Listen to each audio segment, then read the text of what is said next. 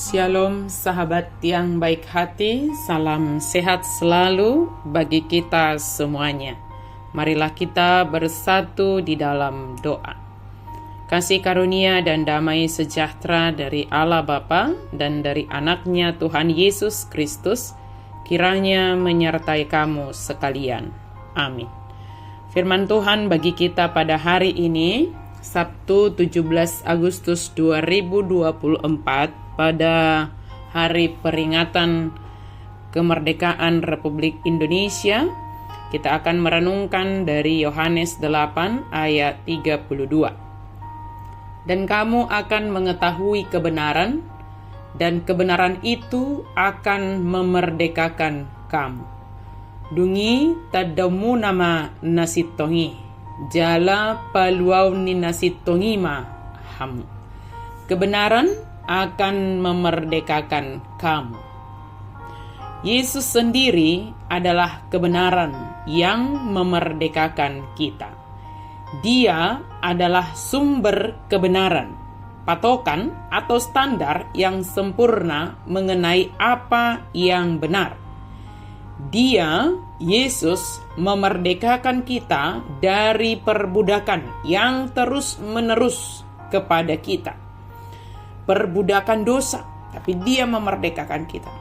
Memerdekakan kita dari penipuan diri sendiri dan dari penipuan iblis.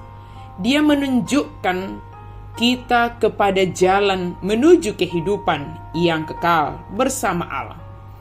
Jadi Yesus bukan memberikan kepada kita kemerdekaan untuk melakukan apa saja yang kita inginkan, melainkan kemerdekaan untuk mengikut Allah. Ketika kita berusaha melayani Allah, kebenaran sempurna dari Yesus memerdekakan kita untuk menjadi sebagaimana yang Allah kehendaki bagi kita. Dosa mempunyai cara untuk memperbudak kita, mengendalikan kita, menguasai kita, dan mendikte tindakan kita. Yesus bisa memerdekakan kita dari perbudakan yang menghalangi kita untuk menjadi pribadi yang Allah maksudkan ketika menciptakan kita. Jika dosa mengendalikan, menguasai, atau memperbudak kita, Yesus dapat menghancurkan kuasanya atau atas kehidupan kita. Sebagai orang yang telah dimerdekakan oleh Yesus, hendaklah kita yang pertama tetap berada dalam kebenaran firman Tuhan.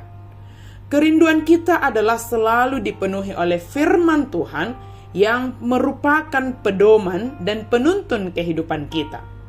Firman Tuhan menolong kita dalam menentukan segala pilihan kita di hidup ini. Bertindak dan memiliki karakter sebagaimana murid Kristus. Orang yang dipenuhi dan dikuasai oleh firman Tuhan tentunya hidupnya penuh dengan kedisiplinan. Itulah yang dicerminkan oleh murid Kristus. Hidup yang sungguh-sungguh memiliki karakter, kedisiplinan, kesetiaan, dan ketaatan hanya kepada Yesus Kristus. Yang ketiga, percaya kepada Yesus Kristus yang adalah kebenaran yang sejati. Itu adalah yang paling utama sebagai orang Kristen, sebagai orang yang dimerdekakan oleh Yesus Kristus. Sebab tanpa iman, maka kita tidak akan dapat merasakan bagaimana Yesus memerdekakan kita dari perbudakan dosa dan keinginan kita sendiri. Mari kita sama-sama beriman bahwa kita juga pasti dimerdekakan oleh Allah dan sudah dimerdekakan oleh Allah dari belenggu dosa itu. Dan bahkan dari keadaan yang sedang kita hadapi, kesulitan, pergumulan. Artinya mungkin saja keadaan sulit yang sedang kita hadapi, kita tidak tahu kapan itu akan berakhir. Namun Allah memampukan kita menjalaninya dan menghadapinya.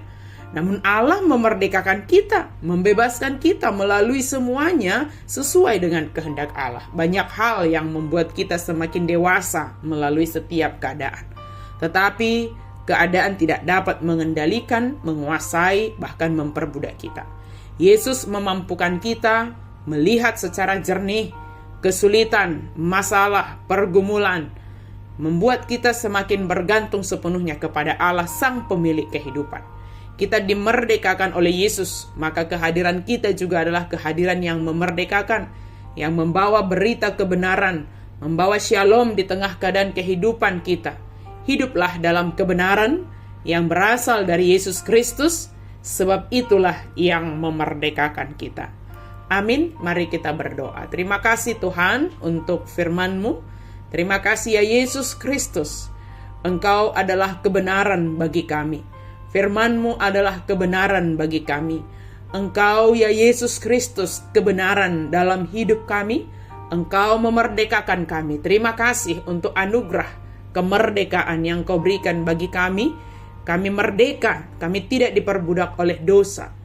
Kami boleh juga hari ini bersyukur atas Dirgahayu Republik Indonesia yang ke-79. Terima kasih Tuhan, Engkau memberkati negara kami ini. Berkati setiap pemimpin-pemimpin negara kami, bahkan seluruh rakyatnya berada di dalam kuasa dan kasih-Mu ya Tuhan. Dan kami bisa merasakan kemerdekaan yang sesungguhnya di dalam Yesus Kristus. Dalam nama Yesus kami berdoa dan bersyukur. Amin.